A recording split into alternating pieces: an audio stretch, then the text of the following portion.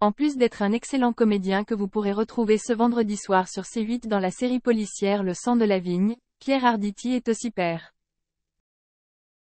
Son fils, Frédéric, hérite de son talent artistique mais excelle dans d'autres domaines. Né le 14 décembre 1914 à Marseille et décédé le 15 janvier 2012 à Nogent-sur-Marne, Georges Arditi était un peintre français au talent indéniable. Et il n'est autre que le père de l'acteur Pierre Arditi. Lors de la deuxième œuvre, retrouvée ce soir sur C8 dans Le sang de la vigne, sur Télématin le 6 novembre, les tableaux de ses ancêtres sont apparus à l'écran, alors qu'ils sont actuellement exposés au musée La Piscine de Roubaix. Le journaliste rappellera plus tard que Frédéric, le séduisant fils de l'acteur, exposerait également, près de Montreuil. Mon fils est devenu peintre grâce ou à cause de son grand-père, explique celui qui se remet petit à petit de son mal-être sur scène. En effet, il suffit de passer un peu de temps sur le compte Instagram de Frédéric Arditi pour se rendre compte qu'il est véritablement un artiste. Il ne fait pas que dessiner, car il dessine aussi souvent et s'exprime à travers des gravures sur bois, des lithographies ou des mosaïques. Là encore, il étudie le design et les arts graphiques avant de se lancer dans une carrière d'artiste. Il expose depuis 1994 et obtient en 2008 une bourse de l'Académie des Beaux-Arts. Sans oublier la chaire à l'Atelier de Sèvres. Rappelons que Frédéric est né du mariage de son père avec l'actrice Florence Giorgetti, décédée en 2019. C'était une actrice qui s'est principalement illustrée dans le domaine du théâtre, même si elle a également eu une carrière au cinéma et à la télévision.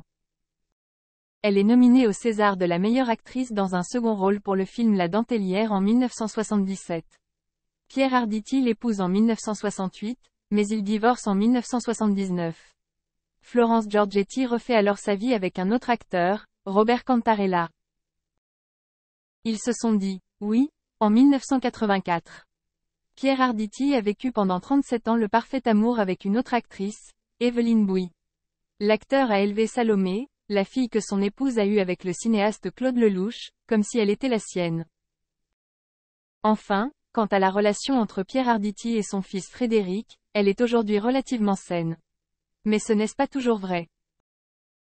Nous avons eu une excellente relation mais cela n'a pas toujours été facile. Avec sa mère, nous étions très occupés par notre travail.